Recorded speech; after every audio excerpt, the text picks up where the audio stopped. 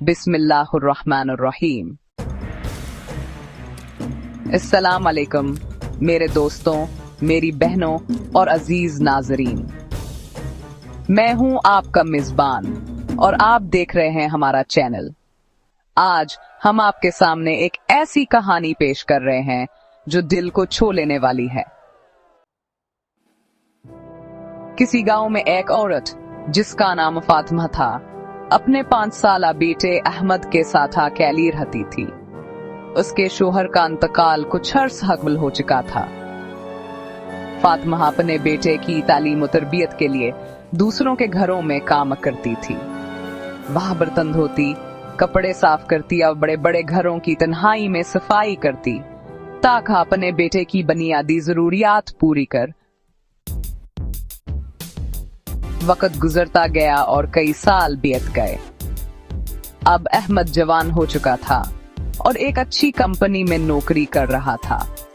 इसकी शादी हो गई और इसे एक प्यारा सा बेटा भी था। फातिमा अब बुढ़ापे के दहाने पर खड़ी थी, लेकिन अफसोस, अहमद ने शादी और नौकरी मिलने के बाद अपनी मां की कदर करना तो दूर, उससे ठीक से बात भी नहीं करता था। फातिमा की जिंदगी में बसात ना फर्क आया कि पहले वह दूसरों के बर्तन और कपड़े धोती थी, अब अपने बेटे के झूठे बर्तन धोने पर मजबूर थी। पहले वह दूसरों के घर साफ करती थी, अब बहू के होते हुए भी अपने घर की सफाई करती थी। लेकिन वह एक मां थी जब अपने बेटे की खुशी के लिए हर दुख सहने को तैयार। अहमद के पास दौलत की कोई कमी न थी। अल्लाह ने इसे हर चीज से नवाजा था, लेकिन इसने अपनी मां को घर के एक कोने वाले कमरे में रखा था, जहां सर्दी और गर्मी से बचाव का कोई इंतजाम न था। जब वो कभी कभार अपनी मां के कमरे में जाता तो सिर्फ माजी के तलख लम्हात याद दिलाता।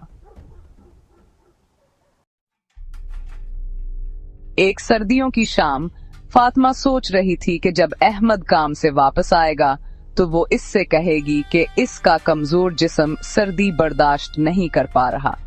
इसे यकीन था कि इसका पिता इसी बॉस की बात सुनेगा।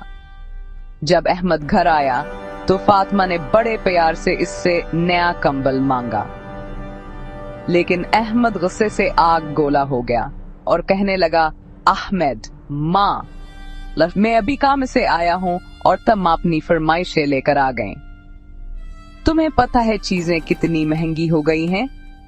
मेरे बेटे के स्कूल की यूनिफॉर्म और दीगर जरूरियात के लिए पैसे चाहिए। तुम सारा दिन घर में रहती हो, तुम्हें कंबल की क्या जरूरत है? हम लोगों को तो बाहर जाना पड़ता है, घूमना पड़ता है। माँ, अगर तुम इसी तरह मांगते रहें तब अगले साल से तुम्हारे कमरे का कुछ बंदोबस्त करो। फातिमा खून के आंसू पीकर चुपचाप अपने बोसीदा कमरे में वापस आ गई। इसने अपना फटा हुआ कंबल ओढ़ा, टूटी हुई चप्पल पहनी और अल्लाह का शुक्र अदा करते हुए लेट गई। अगली सुबह जब अहमद की आंख खुली तो मालूम हुआ कि रात को फातिमा अल्लाह को प्यारी हो गई। अहमद ने अपने तमाम रिश्तेदारों को बुलाया और मां की तदफीन पर लाखों रुपए खर्च किए। जो भी तकरीब में आया यही कहता कि अल्लाह हर किसी को ऐसा बेटा दे जो मरने के बाद इतनी मोहब्बत करता है।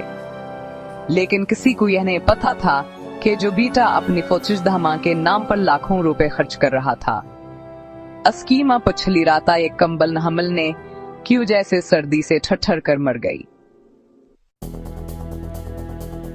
प्यारे दोस्तों, अपने माँ बाप की कदर उनकी जिंदगी में करें, क्योंकि मरने के बाद खर्च करने से क्या फायदा। अल्लाह हम सबको समझने और नेक अमल करने की तौफीक अता फरमाए। आमीन या रब्बल आलमीन।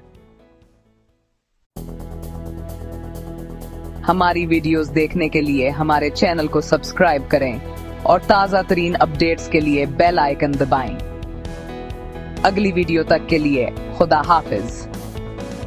सुपर कूजे मेन दरिया।